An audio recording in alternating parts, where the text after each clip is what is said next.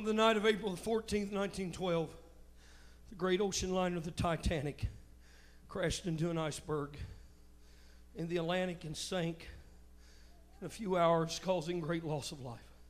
One of the most curious stories to come from the disaster was of a woman who had a place in one of the lifeboats.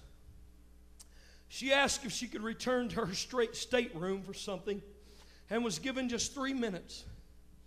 As she hurried through the corridors, she stepped over money and precious gems littering the floor where they had been dropped in haste.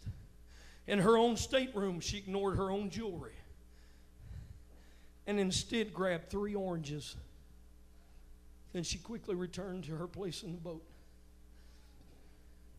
Hours earlier, it would have been utterly ridiculous to think she would have accepted a few oranges in exchange for even one small diamond.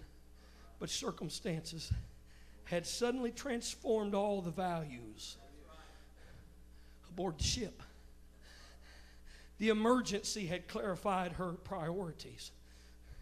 I want to ask this congregation here tonight, what determines the value of something?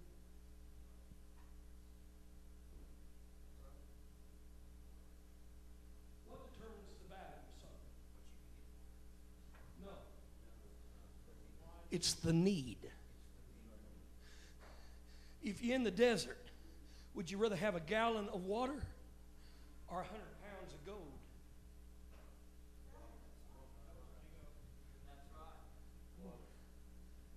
Get on the job site, Brother Blaine. Get on the Bobcat, the battery's dead. How much is that battery worth right now? If you're trying to get the job done, everything you got in your pocket.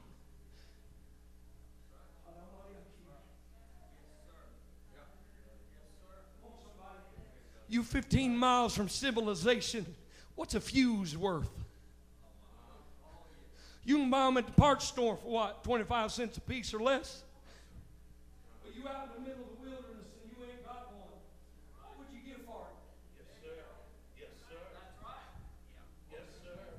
I come to ask this here tonight, what's this salvation going to be worth on Judgment Day? It ain't going to matter, Brother Sheppard, that we heard it. It ain't going to matter that Mom and Dad lived it. It ain't going to matter that we were a member of so-and-so congregation. But I come to tonight. Have we been washed in the blood? Are we cleansed? Are we ready? Are we prepared? Come on, somebody. I'm asking you about your priorities. And I've come to tell somebody that if they're not in order, they need to be tonight while the Spirit is speaking to us. Lift up your hands and love Him with me.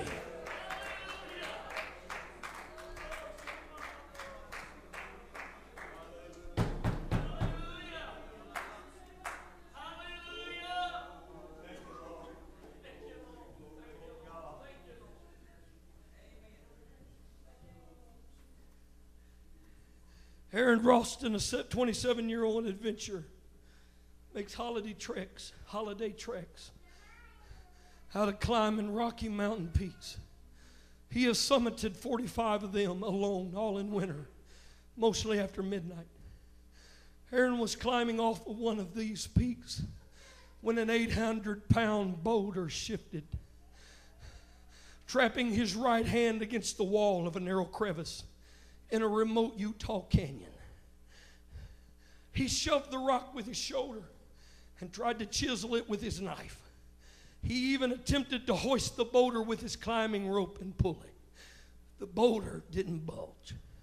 After 5 days with food and water gone, and having drifted back and forth between depression and vision of friends and family, he made a decision. He resolved to sever his right hand.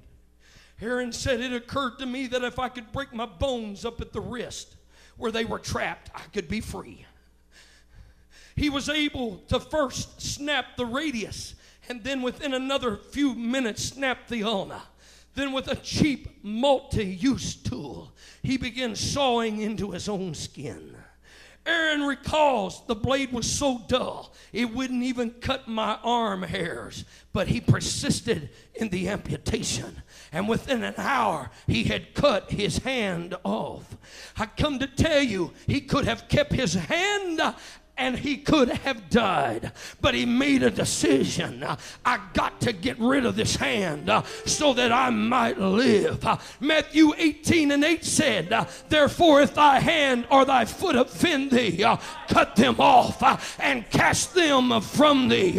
It is better for thee to enter into life halt or maim than having 2 hands or 2 feet to be cast into everlasting fire. And if thine eye offend thee, pluck it out and cast it from thee. For it is better for thee to enter into life with 1 eye rather than having 2 to be cast into hellfire. I come to tell us as saints of God and as sinners, there are some of us that need to lay some things on an altar. There are some things we've got to understand doesn't really matter when it comes to eternity.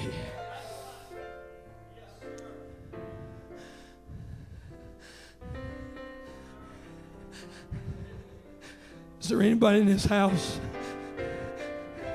want to get some priorities changed?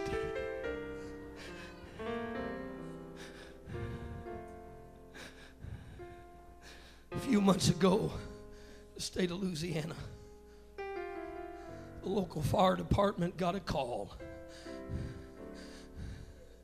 When they got there, Brother Sheppard, the house had already came in, and it was a 2-story house, and they knew that there were members of a family supposedly in there. When they finally got to where they could go through the rubbish, they found them all at the back door, piled one upon the other. Evidently, they couldn't unlock the door.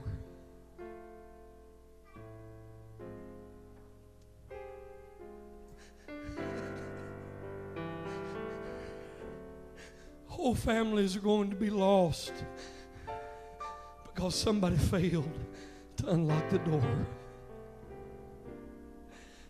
My God, I feel the Lord here tonight.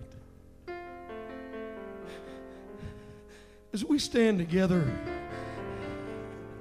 could I get some honest folk to get out from behind the pew and make your way towards the front and find you an altar? I'm pleading for moms and dads, and I'm pleading for families here tonight. Whether you and I are lost or we're saved, it's going to be a matter of priority. Some of you had already been making plans for tomorrow, but tonight God has walked in here to speak to our hearts and our lives.